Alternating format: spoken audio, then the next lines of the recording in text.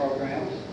We had members of the task force in last week, the task force which we charged with studying and making recommendation for a statewide assessment. We felt it was appropriate as well for the information of the committee that we take a direct opportunity to talk to at least the two entities that were the two options that were the finalists there. So we're happy to welcome today Catherine Welch, who is the director of the Iowa Test Program, statewide testing programs, and also Luci, Willits, the deputy executive director of the Smarter Balance Coalition, and riding shotgun for the Smarter Balance is Pat Rashevsky, who is vice president of Education Solutions for Data Recognition Corporation, or DRC for short. So, alphabetical order there between the two main speakers. Welch comes before Willits, so Catherine, you're up.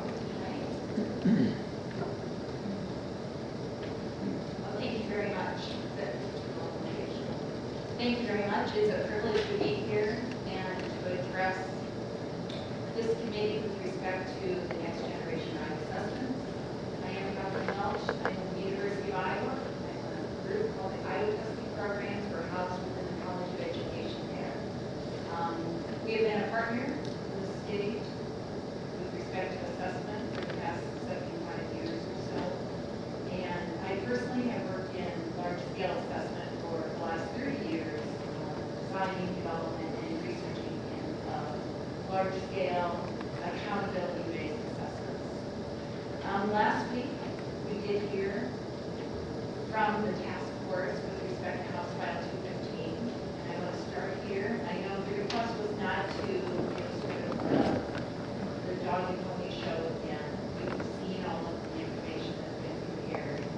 So today in particular, and we've been asked to limit our comments to 10 minutes or so, I want to hit just a couple different high points. But before we go there, to recenter ourselves on what was written into House File 215, cutting across grade levels, cutting across content areas, being that it would be an assessment administered in the last quarter of the school year, being that it had to be aligned to the Iowa core, it had to be all the attributes of validity, reliability, and fairness that would be judged by a profession, and it would need to report out student growth, student achievement, and provide a measure of college and career readiness. So with this charge in mind, this is what the next generation Iowa assessments have been working towards for the last few years. And actually our work on the next generation Iowa assessment predated House File 215, in that after the state of Iowa adopted the Common Core in 2010, we immediately realized that we needed to begin to create new assessments that would then create grade-specific measures that would give us, again, that growth, the alignment to the Iowa core, and tracking towards college and career readiness. So our work on this next generation Iowa assessment began in the year 2011 and has been ongoing ever since.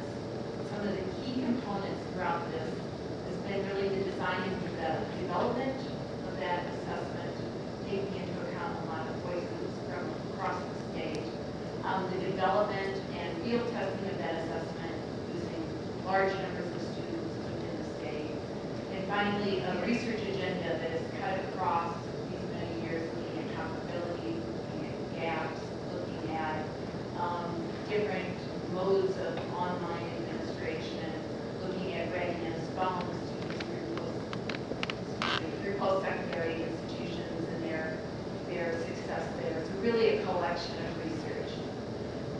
This test will then be beta tested this year, sort of a beginning to end assessment through the fall of 15 and 16. It would be ready for what House File 215 mandated as spring 17 testing. Some of the primary attributes that might stick out from what you might be familiar with as the current Iowa assessments, the inclusion of additional item types in the assessments, including short answer, constructive response, analogy enhanced, and longer, more extended response methods.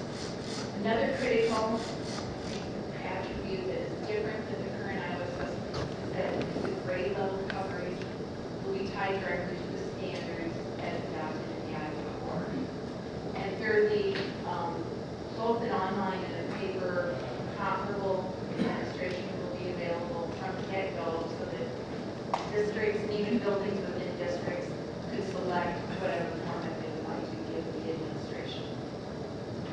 I think key to what we would like to emphasize is this is very much a test that's developed here in the state of Iowa for Iowa students. Since that 2011 first field test, over 700,000 students in the state of Iowa have participated in field testing, in researching, in pilot testing, in giving us essay scores, and linking to existing Iowa assessment data for these students. We have worked closely with research institutions at the post-secondary level, as well as secondary and elementary schools, to again understand better how the curriculum, the Iowa core curriculum, is being implemented. And we've also involved Iowa educators. A growing number of Iowa educators over the last 4 years have participated in the writing, the reviewing, the alignment, and then the ultimate scoring of student responses for the past 4 summers as we bring together the results of those pilot and score deals and it did. So this has all been done by Iowa teachers, Iowa students. The participation has cut across the state. I think every corner of the state has been represented in the field testing and the pilot testing of our materials. And again, we'll be involved again this next year as we go into the full beta administration. This was the product for the assessment that we brought to the assessment task force in response to the first RFI. And as we listened to the task force last week, talked about a 5-month process where they spent a tremendous amount of time and effort really coming up with criteria for the evaluation of an assessment like this, large-scale assessment. And their criteria are here represented in the left-hand column, going from fairness all the way down to technical support. Again, aligning those terms with what had been found in House File 215. And we were pleased after the initial RFI and our response that Next Generation Iowa Assessment had received 89% of the points as deemed important by this scoring method at the time. Other assessments under consideration at the time that the CACT had submitted had received 39% of the points at the time. And after that first RFI, there was not information available yet from Smarter Balance. So the state and the task force then released a second RFI. We at Iowa Testing Programs again submitted our same solution, Next Generation Iowa Assessment, scored consistently. ACT made some changes, increased their scores, and Smarter Balance then, as part of this evaluation, received 77% of the points at that time. And I think it's key here that the scoring criteria was developed to be so closely aligned with the attributes of House File 215. What was really seen as what we needed from an accountability perspective to be part of this summative end-of-year assessment. A second point I just wanted to hit in listening to the task force members last week and following up on information. I think, although it comes up here as far as the category that describes student achievement, is maybe can be synonymous with information provided, but information really goes well beyond the description of student achievement, and it really gets into addressing multiple audiences, such as yourself, the policymakers. It has to address state, federal accountability mandates. It has to address the child, the parent, the educators, the administrators. So the audience is extremely broad, and although it all starts with the child, of course, the various audiences take on different demands and different requirements from this type of assessment. And so that audience and the variety of people represented within that audience type purpose really leads to the type of information that has been generated. And I have a couple slides that I know don't want to get lost in the details, so again, they're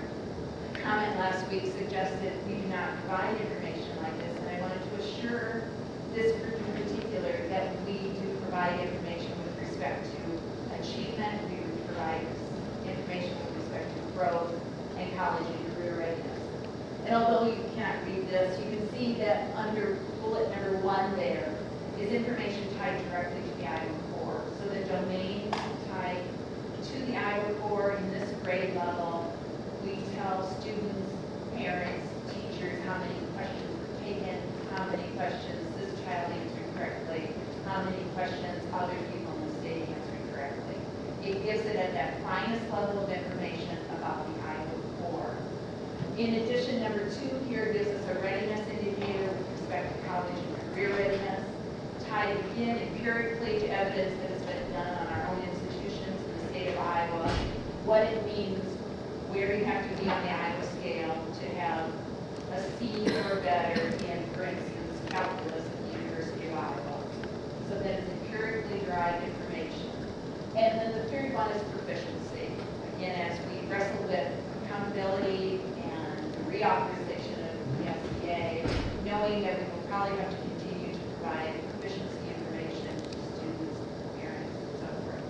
So this is one of a host of reports that are generated for educators to use to, again, go back to those 3 purposes of watching instruction with respect to the Iowa core, measuring growth, and again, whether they're on track to be ready to take college level coursework.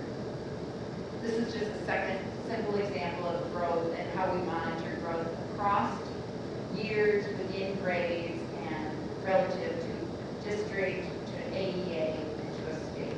Again, information that is available now on our Iowa assessments and will continue to be available on next generation Iowa assessments. So those are my 2 primary points I wanted to make.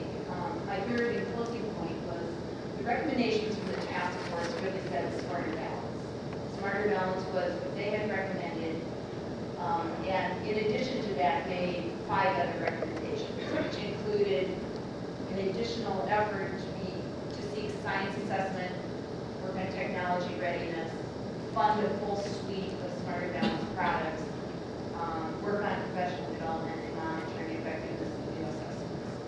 I think with the Iowa assessments, the recommendation was to go forward.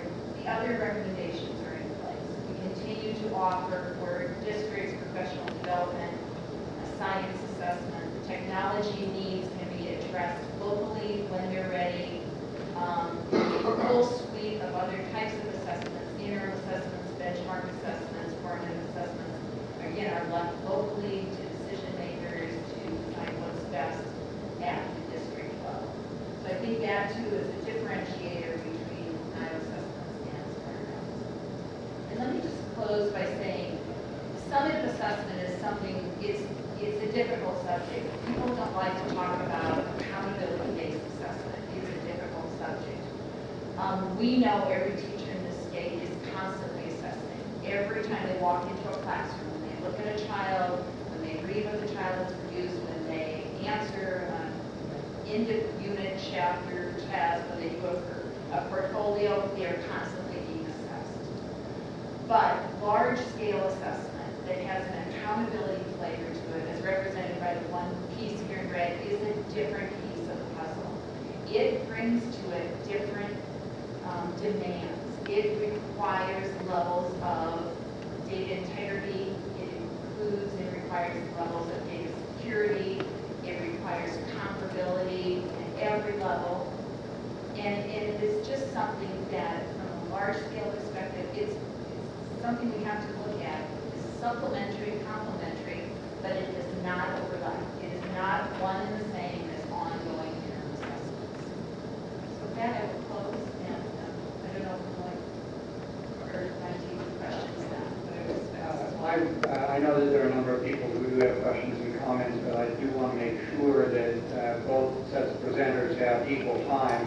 So I would like to proceed to Luci Willits with Smarter Balance, and if you could limit your presentation to roughly 10 or 12 minutes, that would leave a substantial amount of time at the end, and I do have a number of people already on the list. Anybody else wants to get on the list, just give me a signal.